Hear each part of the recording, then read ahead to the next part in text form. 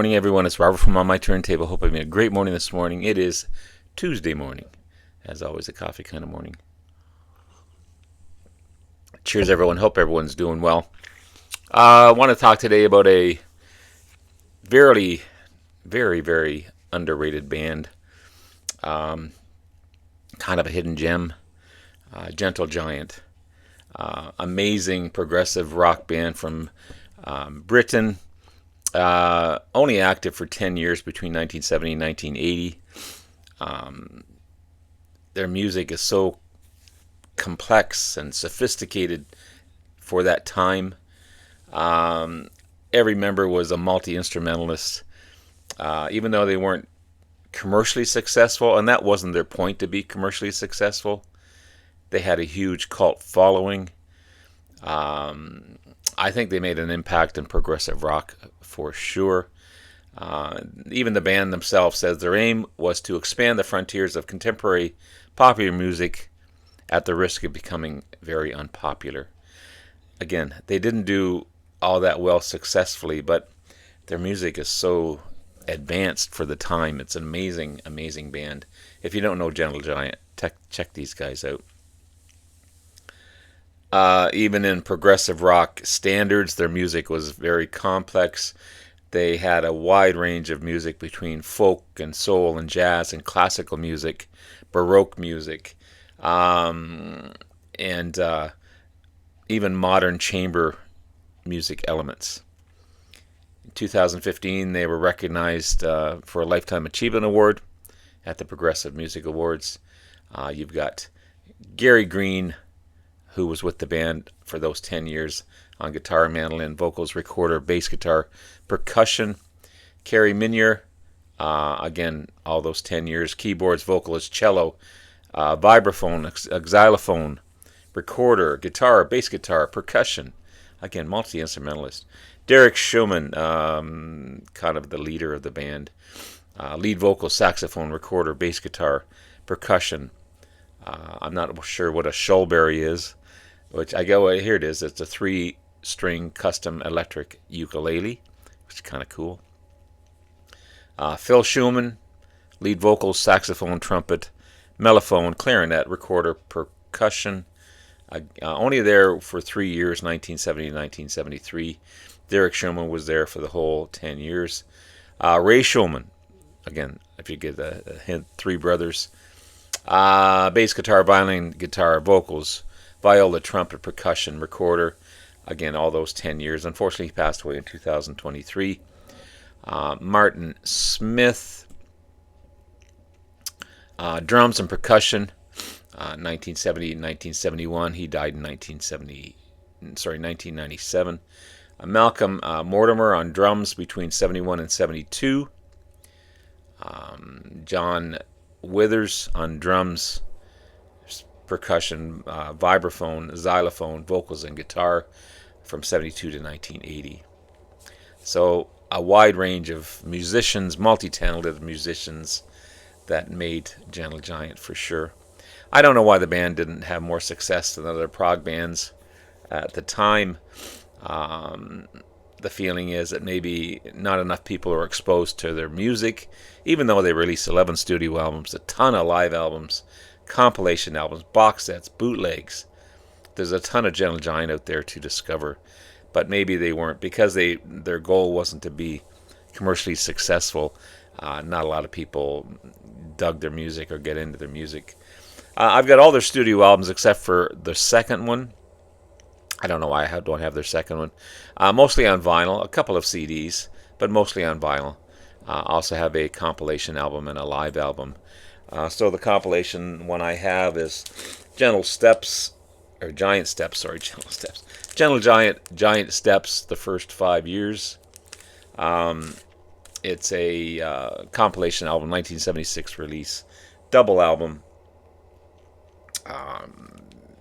Amazing stuff. If you just getting into Gentle Giant, maybe this might be the way to go, because again, it's a compilation that has a lot of stuff in there from their first 5 years in the industry.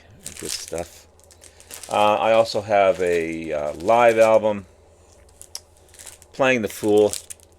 Now, a lot of the Gentle Giant albums were given to me by my friend Randy from Ottawa. And he had these albums in a crate, and his son stupidly used the crate as a footrest. So a lot of the albums that I have damage in the corner from his, I don't want to say idiot son, but his son resting on the albums. The vinyl itself is in fine shape, no problems with the vinyl, but a lot of the albums that I have on my Gentle Giant collection have that damage in the corner. Stupid way to store an album, and stupid way to use an album as the crate as a footrest.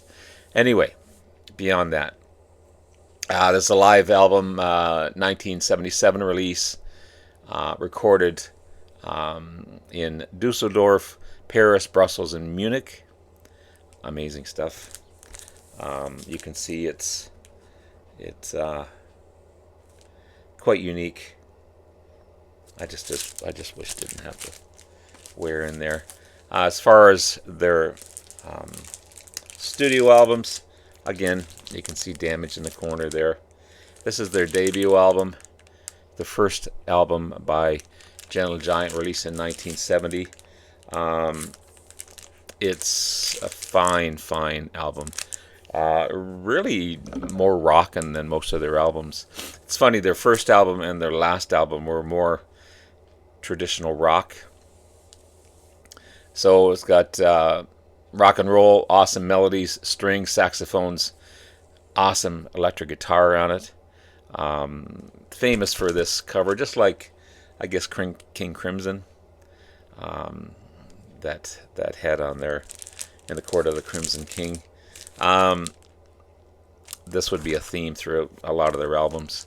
But amazing stuff. I don't have Acquiring the Taste. That's the only one I'm missing. The second album by Gentle Giant, released in 1971 on the Vertigo label. Final album to feature original drummer Martin Smith. More experimental, more varied instrumentation going on. So they're starting to discover which way they want to go on that one. Then you have Three Friends, again, that same theme here. This is a different cover. I don't know if this is the US cover or the UK cover. One of them has three friends sitting around a fire. This is the third album by Gentle Giant, 1972 release. The first album to release in America, hit 197 on the Billboard's 200, so it didn't chart that well. Malcolm Mortimer was the drummer, replacing Martin Smith. It's a concept album about three friends dealing with three childhood issues that take them to different places. Although the three friends are unsatisfied with their lives, the closing song ends the story of a cliffhanger. Whether or not the three friends ever reunite, it's never really revealed. But it's mostly instrumental, this album. There's a few vocal interludes, but amazing stuff. So unique. Octopus, I have two versions of it. This is the UK cover. This is a Stephen Wilson remix, and it sounds amazing. And I have the US cover, An Octopus in a Jar, here. The fourth album by the band, 1972 release. The last album, which all the Schumann brothers were involved. Phil Schumann would leave the band after the release. John Withers becomes the new drummer on this one, and he would remain until 1980 when they broke up. Highly regarded as kind of their peak period in Octopus. So two unique covers. Amazing album. Love it. In a Glass House. The cover's not the greatest, but the vinyl itself sounds amazing. The fifth album by the band. It's funny, a lot of We say that all the time in the videos when we find these, that the covers beat to hell, but the vinyl is the same. Vinyl is in great shape, but in this case it is for sure. Fifth album by the band, another loosely based concept album. Again, that those who live in glass houses shouldn't throw stones. The record begins and ends with the sound of breaking glass, kind of like Billy Joel, that Billy Joel album. This is the first album released after the departure of Phil Schumann, one of the founding members of the band. Again, I've got to get a better cover somewhere. This has been taped up, but cool album. It's just the same. My favorite, or one of my favorites for sure, The Power and the Glory. This kind of reminds me of a Saxon cover. Sixth album by the band, 1974 release. It's not. Many people think this is based on Graham Greene's novel, but it's not. It's a concept album. At the time, Watergate scandal was happening. The Cold War issues were happening. It's a concept album based on the corruption of power and how people from the bottom are affected from people at the top. That still happens today, for God's sakes. And people are hoping for the best, and that usually doesn't happen. That's what this is about. But it's a cool album. One of my favorites for sure. Freehand, I actually have 3 copies of Freehand. I have the Steven Wilson remix. I have 2 vinyl versions, one on the green Capitol label. This is a newer release, and again one that was the idiot son rested his feet on. And yeah, Randy calls him the idiot son as well, so I have no problem with that. The 7th album by the band, the first one on the Chrysalis label in the UK. Great production on this one. It sounds really, really good. It's one of their highest charting albums as well. Hit top 50 in the Billboard 200.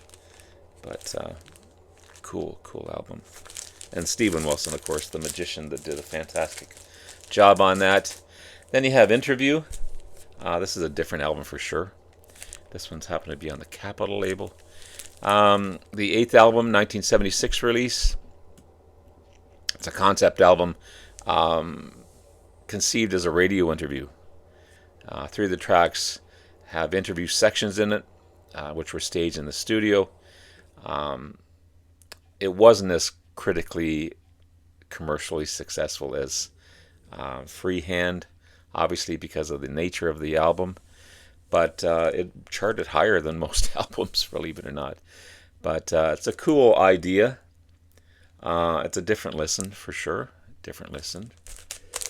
Then you have Missing Pieces, the 9th album. This was a VCLT. I can tell by the MoFi sleeves. I can't remember who gave this to me at the moment. Again, the 9th album, 1977 release. This was a kind of a different musical direction. This is more pop and punk music rather than the progressive style of their previous albums. But it's a cool album. I really, really like this one with that missing piece puzzle in there. Giant for a Day, 10th album.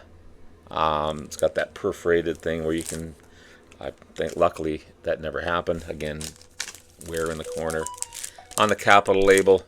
The 10th album by the band. This is more pop and rock. Again, leading off into that direction of pop and rock. They didn't do any touring on this album, but it's kind of an interesting, maybe their least favorite album, my least favorite album by the band. But still, I'm happy to have it in my collection. And one of my favorites, actually, is their last album. This is Civilian. This rocks. This one really rocks. Um, 1980 release. Again, more traditional rock sound than their progressive rock style that they were known for. But it was the last album, unfortunately, by the band. They did a final tour and then split up in. That's unfortunate. These guys should have been longer. That's what's on the Capitol label. They should have been around longer. But for the time period that they were around, they definitely put out a unique amount of albums, a unique amount of music, and again, one of my favorite hidden gems in the progressive rock world. Anyway, guys, have yourself a great rest of the day. Love you all. We'll talk to you again soon. Bye now.